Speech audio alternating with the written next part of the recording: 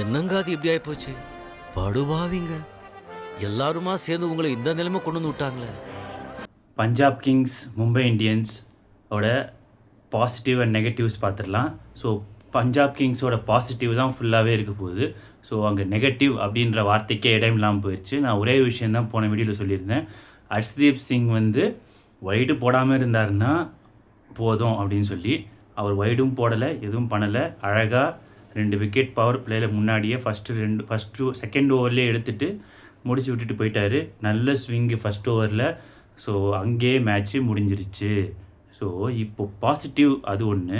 Second, Shreyas ஐயரோட catch already injury அப்படின்னு வரும்போது நம்பால் முதல் இடத்துல இருப்பார்.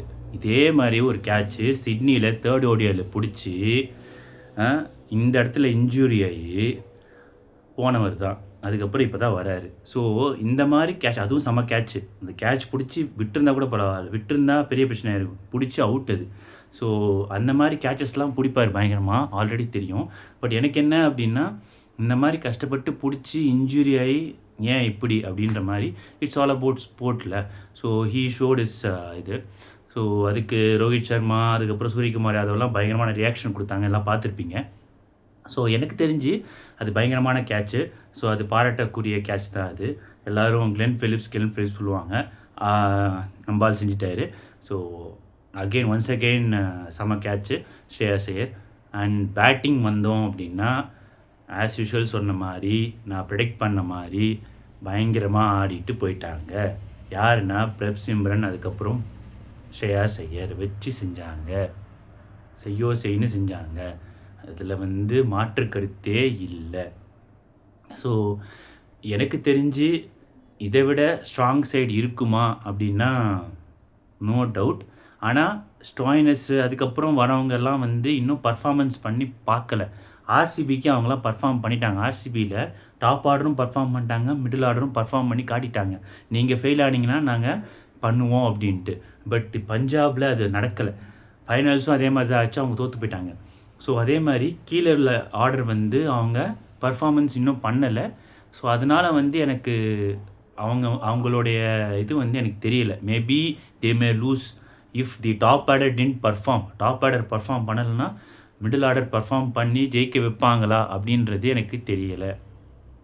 ஸோ இதுதான் அந்த positive sides of negative and positive sides of Punjab Kings. So இங்கே மும்பை இந்தியன்ஸ் வந்தோம் அப்படின்னா, எனக்கு தெரிஞ்சு பும்ராவுக்கு ரெஸ்ட்டு கொடுக்கறது நல்லதுன்னு தோணுது.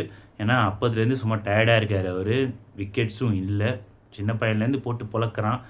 அது வந்து எனக்கு தெரிஞ்சு ரெஸ்ட்டு கொடுத்தா நல்லாயிருக்கும் அப்படின்னு தோணுது.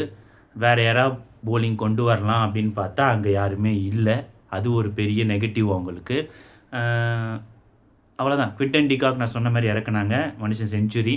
அது ஒரு பாசிட்டிவ் அவங்களுக்கு. ஸோ அவ்வளோதான். வேறு இன்னும் சொல்கிறதுக்கு அங்கே ஒன்றும் இல்லை. நீங்கள் ஷர்தல் தாக்கூர் இவங்கெல்லாம் வச்சுட்டு என்ன போலிங் போடுவீங்கன்னு தெரில. இவங்கள மாதிரி சன்ரைஸ் ஹைதராபாத் மாதிரி யாராவது யங்ஸ்டரை கொண்டு வரலான்னு பார்த்தா அந்த யங்ஸ்டர் இவங்கள மாதிரி பர்ஃபார்ம் பண்ணுவாங்களான்னு தெரியாது. சன்ரைஸ் ஹைதராபாத்துக்கே செகண்ட் மேட்ச்சில் பர்ஃபார்ம் பண்ணுவாங்களா அந்த பசங்கன்றது தெரியாது. அவங்க பர்ஃபார்ம் பண்ணால் மட்டும்தான் அவங்களுக்கு வின் ஃபேக்டரி அதிகம். ஏன்னா அவங்க ஹர்ஷல் பட்டேல் அப்புறம் உனத்கட் அவங்க 2 பேரையும் தூக்கி இவங்க 2 பேரும் கொண்டு வந்தாங்க, பர்ஃபார்ம் பண்ணி காட்டிட்டாங்க. செகண்ட் மேட்ச்சும் பர்ஃபார்ம் பண்ணணும் அந்த பசங்க. அதே மாதிரி மும்பை இந்தியன்ஸ்க்கு இதுக்கு மேலே டெஸ்ட் பண்ண முடியுமான்னு பார்த்தா ஒரே மேட்ச் தான் இருக்குது. அந்த மேட்ச்சில் டெஸ்ட் பண்ணியே ஆகணும். பிளேயர்ஸ் இருக்காங்களான்னு தெரியல, கொண்டு வந்து என்ன பண்ண போகிறாங்கன்னு தெரியல. ஸோ மும்பை இந்தியன்ஸ் எனக்கு தெரிஞ்சு வச்சு செஞ்சிட்டாங்க பஞ்சாப் கிங்ஸ். ஸோ இதோட அந்த இதை முடிச்சுப்போம். செகண்ட், இன்றைக்கி நடக்க போகிற மேட்சோட பிளேயிங் 11 அண்ட் ப்ரெடிக்ஷன் பார்க்கலாம். So playing 11 for KKR. So கேகேஆரில் தான் வந்து ப்ரெடிக்ஷன் லாஸ்ட்டாக சொல்கிறேன், ப்ரெடிக்ஷன் பாயிண்ட்ஸ், அதுக்கப்புறமா வந்து யார் வின் பண்ணுவாங்க அப்படின்றது சொல்கிறேன். இப்போது கேகேஆர் பிளேயிங் 11 பார்த்துடலாம். நிறைய சேஞ்சஸ் இருக்குது. ஃபஸ்ட்டு வந்து ஃபின் ஆலன் எடுத்துக்கிட்டோம் அப்படின்னா, ஓப்பனிங் வந்து இப்போ யார் இங்கே ஓப்பனிங் பேராக ஃபின் ஆலனுக்கு வரப்போகிறா அப்படின்றது தான் ஒரு கான்செப்டே.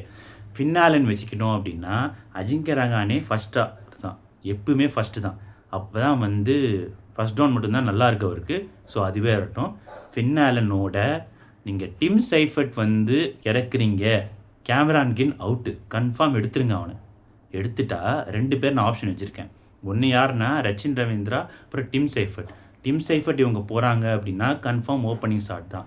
Finn Allen plus dim Seifert. Okay, அது இல்லை இவங்க ரச்சின் ரவீந்திரா போகிறாங்க அப்படின்னா ஃபின் ஆலன், ரஹானே, ரச்சின் ரவீந்திரா இப்படி தான் வந்து ரகுவன்ஷி இப்படி தான் வரணும். வேறு ஆப்ஷன் இல்லை. So Finn Allen, if Tim Seifert is there he is going to open. Next Rahane, Raghuvanshi, Rinku சிங்கை ரீப்ளேஸ் பண்ண நான் முன்னாடிலேருந்து போனதுலன்னு சொல்லிட்டு இருக்கேன் மனேஷ் பாண்டே எடுத்துன்னு வந்து காட்டுங்க. He will play. ஒரு மேட்ச் இந்த மேட்ச் கொடுத்து பாருங்கள், பர்ஃபார்ம் பண்ணலாம், அடுத்த மேட்சும் வைங்க. ஓகே, ரிங்கு சிங் கொடுத்த நம்பிக்கை மனேஷ் பாண்டே கொடுக்கலாம். ஸோ ரிங்கு சிங் பதிலாக மனேஷ் பாண்டே வந்தே ஆகணும். போவல் இருக்கிறோம், ரமன்தீப் சிங் இருக்கணும், அனுகுல் ராய் இருக்கணும், சுனில் நாராயண் இருக்கணும், கார்த்திக் தியாகி நம்ம வச்சே ஆகணும், வருண் சக்கரவர்த்தி இருக்கணும். வைபவ் அரோரா பதில் உம்ரான் மாலிக் எடுக்கலாம் அப்படின்னு சஜஸ்ட் பண்ணுறேன். உம்ரான் மாலிக் எடுத்துக்கோங்க. Next impact sub as usual Varun Chakravarthy and Finn Allen in and out யாரோ ஒருத்தர் வருவாங்க. ஸோ இதுதான் வந்து என்னோடய கேகேஆர் பிளேயிங் 11. இப்படி இருந்தால் ஜெயிக்கிறதுக்கான பாசிபிலிட்டி இருக்குது against Gujarat Titans. So Gujarat Titans பார்த்தா Sai Sudharsan, Shubman Gill, Jos Buttler, Washington Sundar, Tewatia, Glenn Phillips, Shahrukh Khan, Rashid Khan. Rabada இன்ஜுரின்னு நினைக்கிறேன். ரபாடா இன்ஜுரின்னா லூக்வுட் கொண்டு வருவாங்கன்னு நினைக்கிறேன்.